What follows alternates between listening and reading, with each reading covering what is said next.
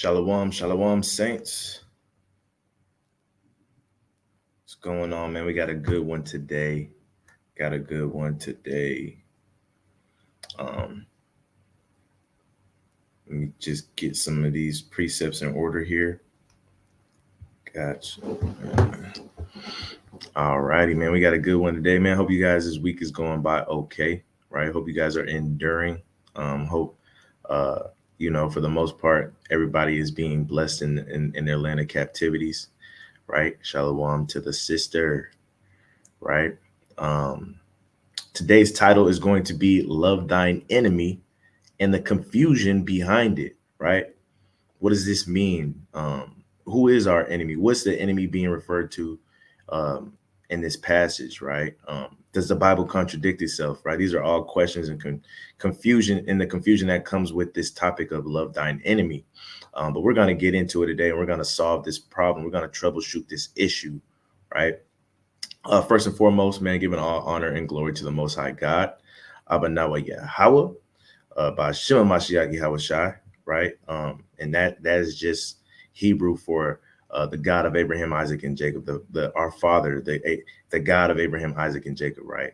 And we do this by way of His Son, who the world ignorantly calls Jesus Christ, who we receive power and the Spirit by, right? We know when He died, He sent back that Comforter, and that Comforter, right, gives us the wisdom to figure things like this out, topics like this out today, right? But without further ado, let me share my screen with you guys. We're going to be starting out in the book of Matthew, chapter 5 and 43. A little bit different, man. We're starting out in the New Testament today, baby. But that's where the precept is found, right? The infamous precept of love thine enemy, right? So we're just gonna get straight into it, man. Hopefully it won't be too long. I know we've been doing shorter videos, short but powerful, right? So hopefully this is the same. Hopefully I accomplished much with short speech, and you guys are edified, right? This is Matthew 5 and 43, right? Starting at verse number 43. It says, "Ye have heard that it has been said, Thou shalt love thy neighbor and hate thy enemy," right? Christ is on the scene. And one of Christ's main issues in his mission, one of his important part of his mission was to come back and to correct a lot of things, right? Mostly correct um right, the traditions of men, right? A lot of times where you see him getting into altercations with the Pharisees, or just people in general, is because there was a disconnect with the traditions of men, right? People were upholding the traditions of men as the laws of God, like as they were the laws of God, right? That's why you saw him get into that altercation with I believe they were Pharisees or Sadducees, right? And they were mad that he didn't wash his hands before he ate, right? And he said, "Man, you guys are hypocrites, for you uphold the traditions of men as if they were the laws of God," paraphrasing, right? So at this time, right, it was going around that, what I'm saying, if you have an enemy, that you're supposed to hate him, right? But which enemy were they talking about, right? You got to understand, um, Christ was sent on a mission to a certain group of people, right? Contrary to popular belief, he was not sent out to everyone.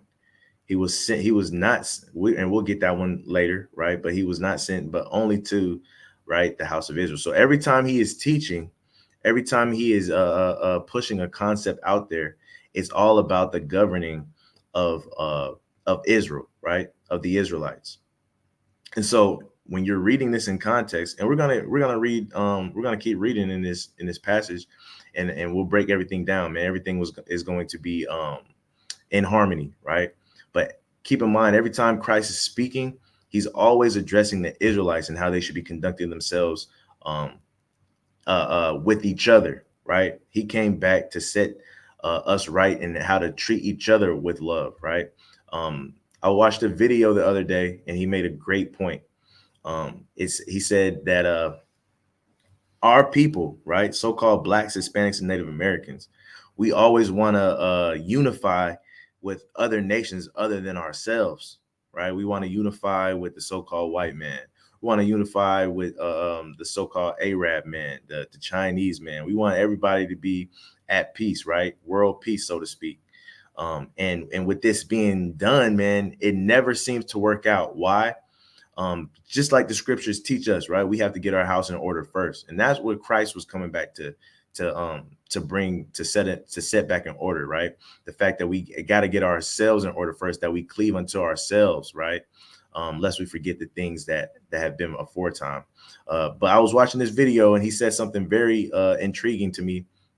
He said, man, just like in any relationship, right? How can you make a union when there's no respect, right? He brought up an analogy. He said, you wouldn't go and make a union or marry a woman or marry a man if you didn't respect that person and that person didn't show respect to you. So it's just like us. There's no nation out there that respects the so-called Black, Hispanic, and Native American. They just don't, right? It's not a secret, right? We know this. This is knowledge that we're all privy to. Nobody really respects us. Even the Bible speaks about it to the point where when they see us, man, it's like the shaking of the head. It's an astonishment, right? They see us as, man, we talk about these proverbs all the time, but they actually happen. We witness them week in and week out when we go downtown and we teach, right? When white people so-called white people walk by, right?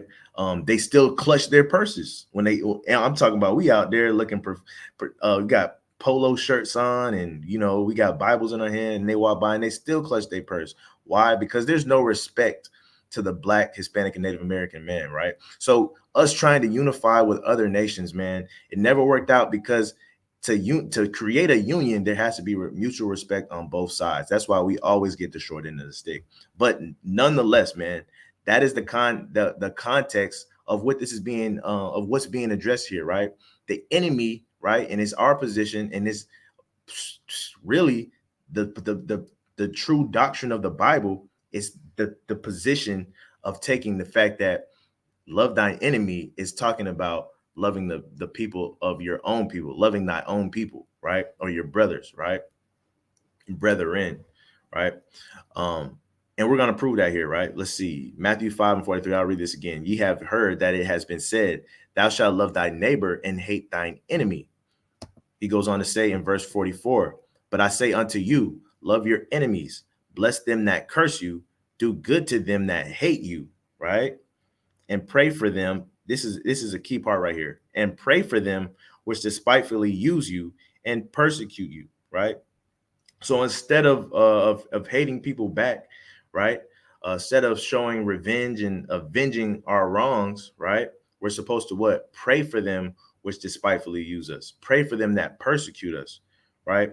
And some people will look at this and automatically think, well, hey, man, it said that we were sold into our enemies and they persecute us daily, right? I understand that. Again, context. We have to stay within context. And I want you guys to stay with me, because I don't want you to think that I'm cherry picking any scriptures here. I don't want you to think that I have the wrong interpretation. All I'm doing is showing how the Bible harmoniously works together, and it does not contradict itself, because there's a lot of things in this Bible that would even contradict this statement right here. But we know our Lord and Savior, right? The Christ the King, right? He would not teach us amiss. He would not teach us wrong. It says, but I say unto you, love your enemies, bless them that curse you, do good to them that hate you, and pray for them which despitefully use you and persecute you, right? We know Christ would not go against his own words, and we know he wouldn't go against the Father's words, right? With that being said, right, we're going to go to the next verse. I want to get the next verse real quick, and then we'll dive straight into it. But I want to be transparent, and I want to read all of this passage right here, just in case somebody were to come up, right, and be like, well, you didn't read this part, or you didn't read that part, right? I'm going to read the whole thing. Verse 45, that ye may be children of your Father which is in heaven, for he maketh his sun to rise on the evil and on the good, and sendeth rain on the just and on the unjust. See what a lot of our people fail to realize is that, yes, the heathens and the other nations, right? Well, I'll say, yes, they are evil, right? Yes, they are unjust, but we do have evil men, evil women within our own nation, right? King Saul, right? We had Jezebel, right? We have evil men and evil women within our own nation, unjust men and unjust women within our own nation, right? And that is what's being addressed here. I'm gonna go to verse 46. For if ye love them which love you, what reward have ye? Do not even the Republicans do the same? Right? He's saying, like, man, don't, when it comes to your people, don't just love those that love you, right? Even love the ones that hate you, right? If you guys grew up with any brothers or sisters or anything like that, there was, you might have went through a phase where you guys used to fight a lot, right? You might do a little petty little slapping each other, or hitting each other, something like that. And it never fails. You might hit your brother, they might hit you, and you go back to hit them back, and your mom or your dad says, don't do that, right? You wanted your get back, but they said, don't do that, right? In other words, right, we all know that the teaching in this in the Bible where he says to turn the other cheek. That's in the same context as well, right? Somebody does something bad for you, right? Don't reward it with evil. Don't reward evil with evil. Don't reward railings with railings, right? Verse 47. Again, this is within your own people. I'm reading this to be transparent here, right? Verse 47. And if you salute your brethren only, what do ye more than others? Do not even the publicans so? Right? Saying that this is what the publicans do, right? And that's not to be upheld in a high regard.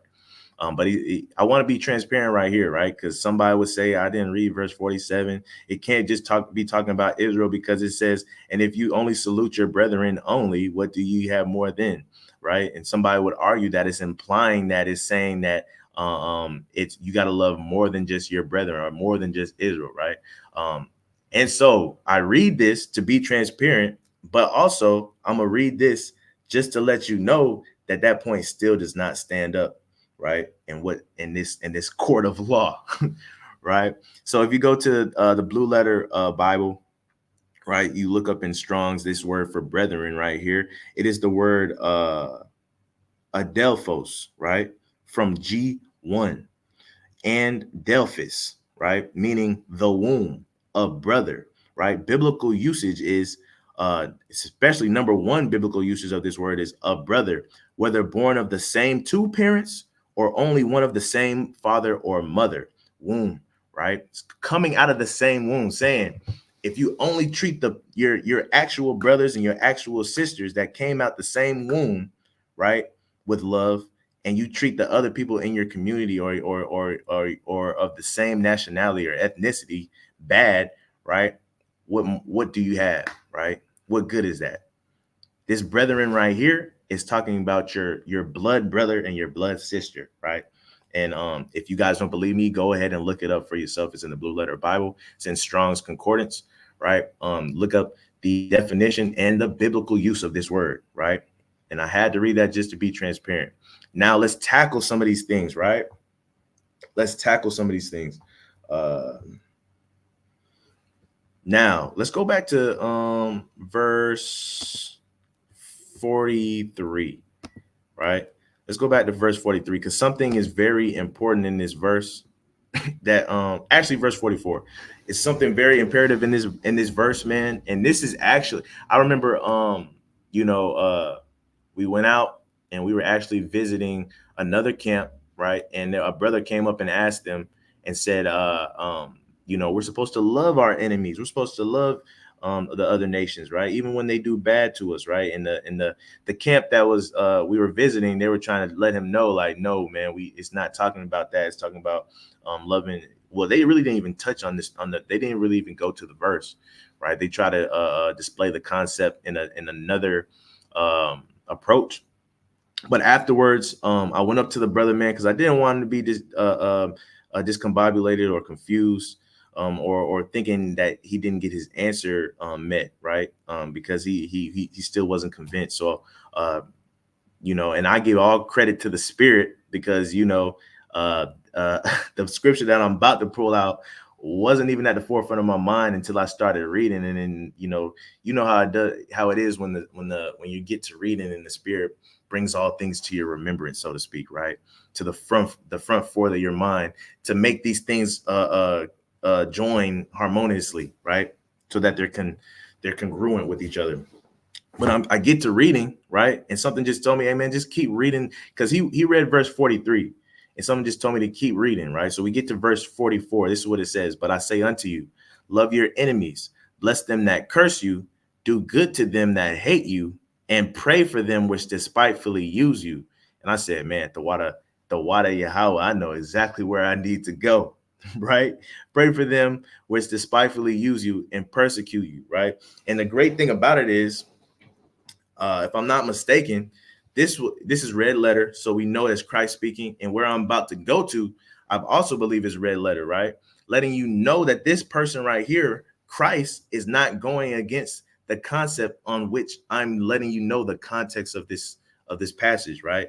Not to sound confusing, right? Pretty much saying Christ is not going to contradict himself, right? So where I'm gonna go now is, and you guys should jot this down too, just in case, because this is a prevalent topic, right? A lot of people have problems with understanding this. A lot of people are giving into their emotions when it comes to this, right? But when Christ says something, we have to yield to that thing, right?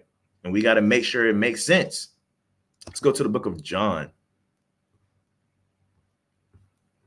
Going the wrong way. Matthew, Mark, Luke, John. We're going to go to verse 17 and verse number 9.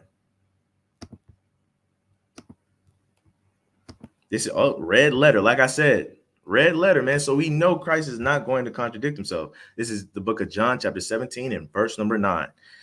Christ himself says this: "I pray for them.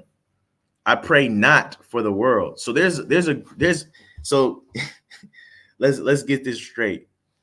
Christ literally just told us that we should pray for them that persecute us, right? That despitefully use us. So in just a simple sense, if you're reading that, let's go back to it real quick, right? Let's go back to it real quick. Right? If you're reading this for the first time, you would think that that Christ is telling you to love everyone, don't hate anybody, right? You also, when you get down here, and pray for them which despitefully use you and pray and persecute you. So don't just pray for the people that love and do good to you, but pray for the people that do bad for you, right? The problem with that is this, right? The problem with that is this. In John, it seems to be that the concept is a little bit more complex than we think. Why do I say that? Is because Christ himself says he prays for them, and there's a people, or there's this word world, I believe is cosmos, which means a governing body, right? There's a governing body or other people that he does not pray for. He says he prays for them, but I pray not for the world. But for who? But for them which thou hast given me, for they are thine. Right? So what is it saying? He's saying, I pray for them that you have given me. We matter of fact, let's just run through some precepts just in case you aren't sure who was given to Christ, right? And who is the most high's, right? Who he's considering to be thine. He says, I pray for them. I pray not for the world. I don't pray for the rest of the world, but for them which thou hast given me, right? And from the beginning, they were always yours anyway, right? That's who I pray for, right? So with that being said, going back to the story, I showed the brother this precept, and I told him, I said, this has to be only talking about the enemies within your own people, because Christ himself wouldn't even pray for the other people that don't belong to him, right? Again, you have to understand Christ's whole mission was to one group of people. You remember he said before he sent his disciples out, he said, go not into the ways of the Gentiles or the other nations, right? But rather ye go into the lost sheep of the house of Israel. That was his solely mission. The only people that he wanted to approach, he wanted to confront, to correct, was his people. And it was always about self-governing, but within ourselves. Again, so the point here is that Christ doesn't even pray for everybody, right? He only prays for them the people that were given to him, right? The people that are the Most High's chosen, right? So who are the Most High's chosen? If you're watching this for the first, if you're new to this whole thing and you don't really know who the Most High has considered to be thine, to be his, we're going to show you a few precepts here. Let's go to one of the infamous precepts here, Deuteronomy chapter 7 and verse number 6. And I hope I'm not over explaining.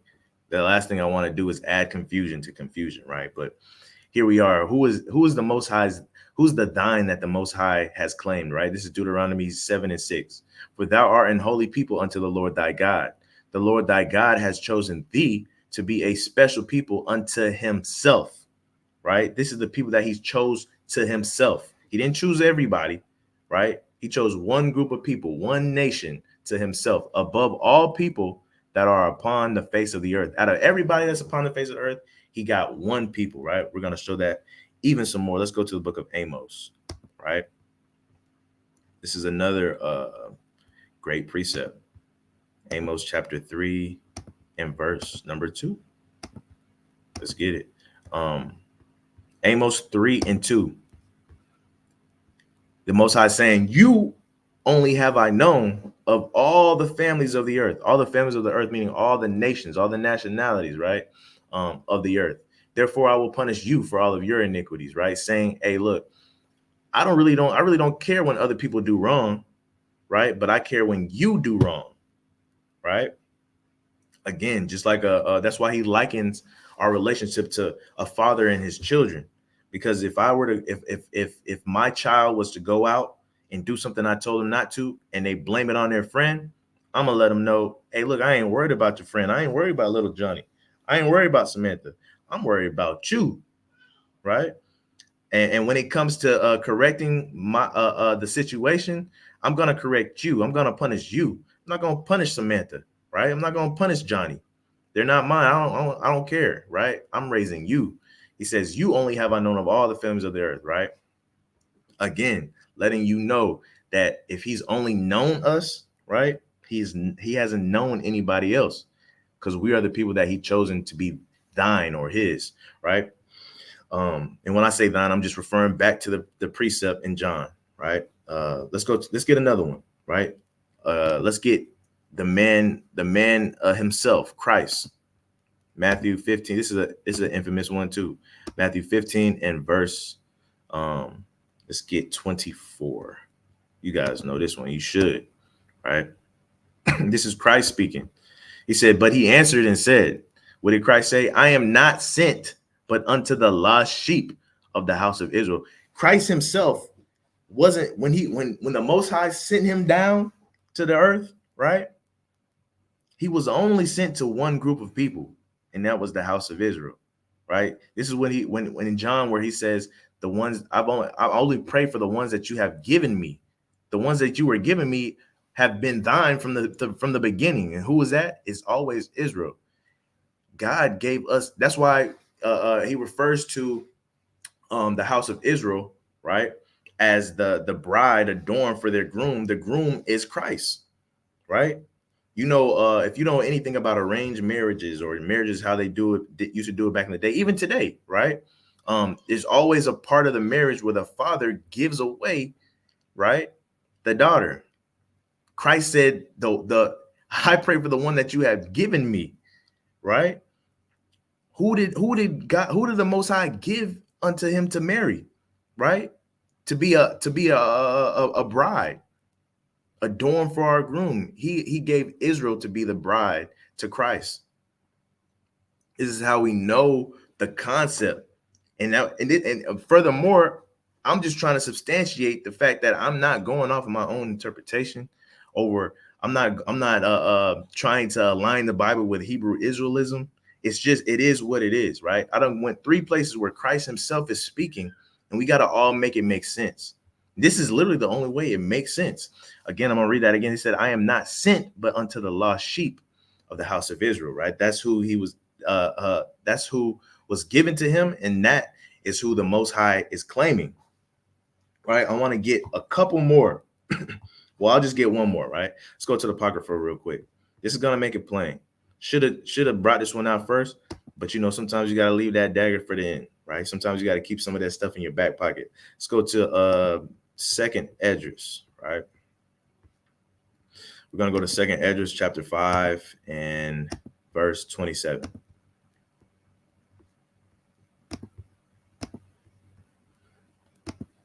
Right? And it reads, and among all the multitudes of people, thou hast gotten thee only one people. Right? He says, man, I pray for them which are thine. Right? He said, out of all the multitudes of people, talking about the Most High, thou hast gotten thee only one people. And unto this people whom thou loveth, he loves us, right? Thou gavest a law that is approved of all. And if you just have any biblical integrity at all, you would understand and know that he only gave his law to one group of people, one nation, right? And that was the nation of Israel when he made that covenant with us in the wilderness, right? And the first 10 things that he ever commanded, right? He wrote down with his finger, right? Presented to us by Moses, right? If you have any biblical integrity at all, you would have no dispute to that point at all, right? The law was given to the nation of Israel. Even if you keep reading in Second Esdras chapter 5, it'll further clarify that it's talking about the nation of Israel, right? With that being said, right, what is this trying? What's trying to be said here, right? What am I trying to say, right? Let's see what's really being taught here. Let's go back to the original the staple precept, right? Let's go back to Matthew 5. Let's bring this thing full circle. Matthew 5 and verse 43. Matthew 5 and verse 43. So that's that right there would be the simple route I would take for anybody that has any confusion with this, right? That's pretty plain upon table. But if that's not enough, we got more, right? Matthew 5 and 43. Ye have heard that it has been said, thou shalt love thy neighbor and hate thine enemy, right? Verse 44. But I say unto you, love your enemies, bless them that curse you, do good to them that hate you, and pray for them which despitefully use you and persecute you, right? Now, this is pretty plain upon tables too, though. I ain't gonna lie. Let's get the classic, man. Let's go to the law, right? And we know Christ would not go against the law, right? He said he did not come to destroy the law, and that the law should stand until heaven and earth shall pass, right? So we know he wouldn't speak against the law. Matter of fact, he always refers to the law almost every time he speaks, right? Let's go to the book of Leviticus chapter 19. And chapter 19 is very, very good for honing in on how to govern ourselves within our communities, right? Now, I'm going to read verse 17 and I'm going to read verse 18. It's going to make it plain upon tables, right? Leviticus 19 and 17. Thou shalt not hate thy brother in thine heart. Thou shalt in any wise rebuke thy neighbor and not suffer sin upon him, right? So with reading this, it says that we should not hate our brother in our heart, right? And when you read this, it's a commandment letting us know there should be no reason why you should hate your brother, right? Thou shalt in any wise rebuke thy neighbor, right? And not suffer sin upon him.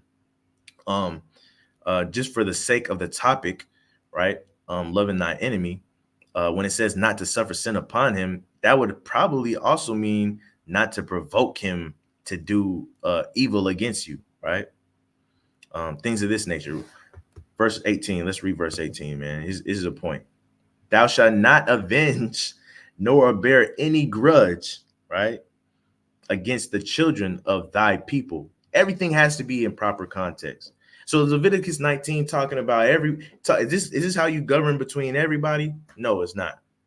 It's literally talking about the children of thy people. Matter of fact, we're going to read the last verse in another translation to further prove that in a second, right? But just to hone in on this, it says, thou shalt not avenge nor bear any grudge against the children of thy people. It's being very specific here.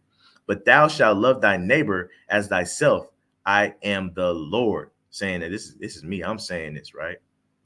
coming from thus saith the Lord. But thou shalt love thy neighbor as thyself, right? You as yourself, your neighbor in this is, again, talking about the children of thy people, right? And I'll prove that in a second, right? But you as yourself, you make mistakes sometimes. Sometimes you make your own self mad, right? But you choose to love yourself. Some people don't. I know people who commit suicide and cut themselves and things like that.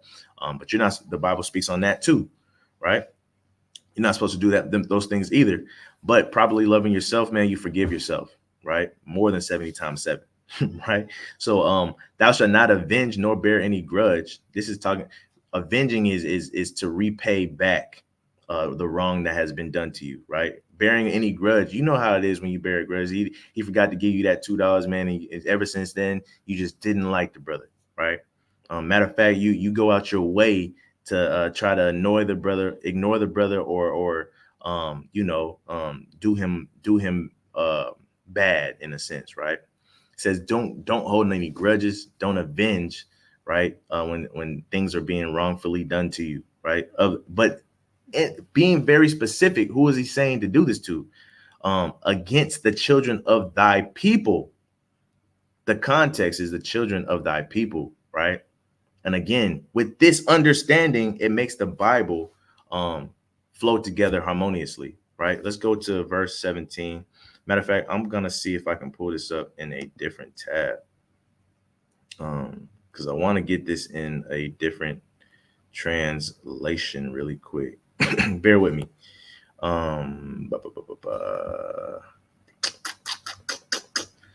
of fact, I'm gonna go right here because it's not gonna let me go to that tab. One sec. Leviticus 19 and 17. So we do read the KJV a lot, but we do comparative text, right? And so the CEB really hones in on the proper understanding of Leviticus 19 and 17, right? Where it says, so I'm going to read Leviticus 19 and 17 for you in the KJV, and then I'm going to read it for you in the CEB version, right? Oh my gosh, man. Let's see.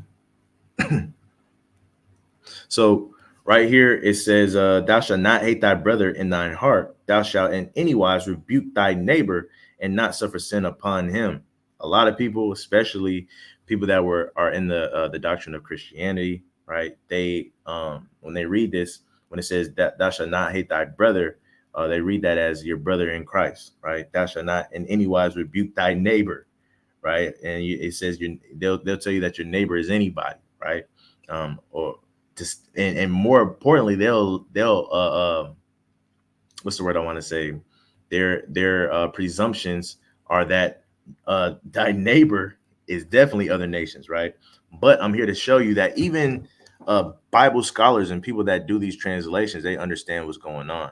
So this is the same verse in the CEB version. It says, you must not hate your fellow Israelite in your heart. So where it says brother in the KJV, in the CEB, it says, you must not hate your fellow Israelite in your heart. It says in the KJV, it says, thou shalt in any wise rebuke thy neighbor. In the CEB, it says, rebuke your fellow Israelite strongly, right? So you do not become responsible for his sin, right? Just showing you a comparative text side by side to let you know that even these scholars understand what Leviticus is saying, right? And the concept of the Bible, the proper understanding. And that's with no twisting. It's just reading word for word, making the scriptures from the Old Testament to the New Testament and Christ's words all flow together, right? We speak on this a lot. We say, the Bible is like a Rubik's Cube, right? You can twist it. But at the end of the day, man, you have to twist it to where, all the colors are on the same side, right? And you have all the tools to do so with all the verses, right? It's just all about matching them up, making sure everything is congruent, has the same biblical integrity when it comes to the trajectory of the Bible, right? Everything is in context. Everything is line upon line, precept upon precept, and in a harmony, right? Let's go to, let's see. Right, right, right, right, right. That's cool. Now, just in case you don't believe me when I say this, this is the true understanding. We'll show this in another way. Now, in Leviticus 19 and 18, it says, "Thou shalt not avenge nor bear any grudge against the children of thy people." Other people will come to you with the understanding that you shouldn't avenge nobody, whether it's of your own people or anybody else or any other nation, right? But I'm just here to tell you that this is thus says the Lord. Right here at the bottom, it says, "I am the Lord." When he says that, he's saying this is coming from the Most High directly, right? And so the Most High is not going to contradict himself. Just like we went over Christ, Christ isn't going to contradict himself. The Most High is not going to contradict himself, right? So with that being said, with that understanding that we're not supposed to avenge or bear any grudge against anybody, it would contradict the Bible. And this is why I say so. Let's go to the book of Numbers, and we're going to start from the top. That's how you know we're going to get the proper context. Numbers 31, starting at verse number 1, right? What does it say? "And the Lord spake unto Moses, thus saith the Lord again, avenge the children of Israel of the Midianites," telling him to go to the Midianites and avenge the wrongdoing, the persecution, right? The Midianites persecuted Israel, but I thought we were supposed to pray for those that persecute us, and we're not supposed to avenge those, and we're not supposed to bear any grudge. The Lord himself is telling us to avenge the children of Israel of the Midianites. But I thought the Most High just told us not to avenge, right?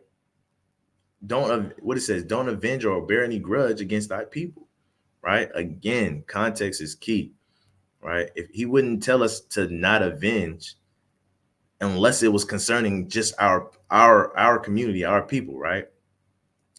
Because if that was not the case, he would not be telling Moses right now to avenge somebody for doing Israel wrong. He says, "Avenge the children of Israel, the Midianites. Afterwards shalt thou be gathered unto thy people." What did Moses do right after this? "And Moses spake unto the people, saying, Arm some of yourselves unto the war, and let them go against the Midianites and avenge the Lord of Midian." Right? Again, showing you that when it comes to avenging, revenge, holding grudges, paying things back, right, for being wrongfully done. These things and this concept was only amongst the children of Israel or your own community, right? And now we got one in the Old Testament. Let's get one to the New Testament. It would only be fair, right? Let's go to Second Thessalonians, and I'll end on this, right? Second Thessalonians chapter 1 and verse number 6. This is what people fail to realize, right? They do not, they fail, right? They know not what they worship, and they err knowing the scriptures. Because if you had any biblical integrity or knowledge of the scriptures, right, you would know this precept that I'm about to bring out. But again, man, it's very simple, man. If you say you believe something, it's your job to understand it and to know it. The only way you're going to be able to do that is if you read. And then you'll come across precepts like this in the New Testament that nobody can negate or dispute. This is the book of Second Thessalonians chapter 1 and verse number 6. "Seeing it is a righteous thing." This is a righteous thing. We all strive to be righteous, right? Righteous is a good thing or bad thing, yes or no? It's a good thing, right? "Seeing that is a righteous thing with God to recompense tribulation, to repay tribulation to them that trouble you." Now, a lot of times people say, man, that the Old Testament contradicts the New Testament, right? A lot of people don't even understand the concepts and the understanding that they have. It would make the New Testament contradict the New Testament. Because in Matthew, it says to pray for those that despitefully use you, that persecute you, to turn the other cheek, right? To love them that hate you. But the Most High God, right, is saying that it's a righteous thing with him to recompense or to repay tribulation to them that trouble you. And this is how we know that that this is the proper understanding of this topic of love thine enemy, right? And I hope it added clarity unto you guys, man. I hope that it was very edifying. Again, I hope I wasn't over explaining to the point where it caused confusion. I heard myself talking too much, right? And I wanted to accomplish much with little speech, but nonetheless, man, this is the proper understanding, with precept upon precept, with proof. We went to the Strong's Concordance, right? Brother, right here, I'll answer this question. It says why the KJV is preferred. We prefer the KJV, man. It's one of the oldest translations, and we believe it's one of the most transparent translations. Let me see something. So also the KJV, the one of the first copies, I guess, of the KJV, or compilations of the KJV, was around 1611. And with 1611, it includes the missing books, right? So a lot of people say, man, the Apocrypha was never in the Bible, this, that, and the third. It's not a part of the Bible. The Apocrypha, or which is known as the hidden books, weren't taken out of the book until I would say recent, right? When the Protestant church came about. The Protestant church, what they did was, man, they protested a lot of the stuff that was in the Bible and got a lot of the stuff in the Bible taken out, right? And following the Protestant church, this is where you get a lot of your Christianity branches, like of course Protestant, which is Pentecostals, Baptists, Methodists. All these things came from the Protestant church. A man named Martin Luther was the one that started this whole protest against just the Bible and Catholicism, right? But that being said, man, if it wasn't for his protests, we would still have these books in here today. So I think the original. So if you were to go to a bookstore today, and like this book right here, I'll show you real quick. If you were to go to a store today, right, like Walmart, Target, and you wanted to get a Bible, right, I believe it would come with 66 books, right? But it's missing some books because the complete Bible would help. The complete Bible does hold 80 books, right? Speaking about the canonized Bible, right? And so they make them a little bit pricey. Let me see if I can get to the table of contents in this guy. Man, here we go. So now the older KJVs, man, that has all the books within them, all 80 books, man, they're a little bit pricey. And I believe they do that for a reason, man. They get it to discourage people from getting them, and to hide knowledge, right? There's a lot of good information within the books that are missing. So if you see right here, let's see. Let me see if I can hold it away. Right there, right? So if you see, you got the Old Testament, and then in that middle section is the New Testament, and at the bottom you have the Old Testament. So right here, the Old Testament, it leaves off, I believe, with the Persian and the Medes captivity. And then if you don't have the Apocrypha, it goes straight into the Roman captivity, and you kind of at a standstill, and you're wondering what happened, how did we get here? If you have the Apocrypha, it completes the story. It takes you through the rest of the Persian and Medes captivity, the Assyrian captivities, and then it leads you into the Greek captivity, which then you can now go into the Roman captivity when we get into the New Testament, right? And so we prefer the KJV just because, man, it's the most complete translation.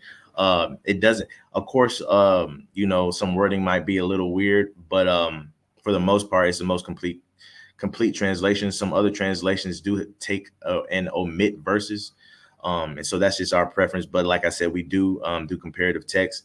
For the most part, all translations are saying the same thing, right? If you have eyes to see, ears to hear, and you know the trajectory of the Bible, you understand the doctrine of the Bible, and that everything cannot contradict. Most of the translations are saying the same thing, right? So, but we do prefer the KJV. But I hope you guys were edified. This topic is a hefty one, and I know it's kind of touchy at times. But I believe, man, if you actually take the time, man, and you hear hear me out on this video, and sincerely give me your ear to the information that I brought out, the precepts that I brought out, and the fact that they don't contradict themselves, and any other understanding probably would. I hope genuinely you guys see the true concept of the true doctrine of the Bible, and you're okay with it. You come to grips with it. It says what it says, and that's what I believe. But I'm Brother Donal, man. This has been another Wisdom Wednesday. Hope you guys receive this in a good manner. Study hard. See you guys next time. Hopefully tomorrow for Think About It Thursday. Shalom.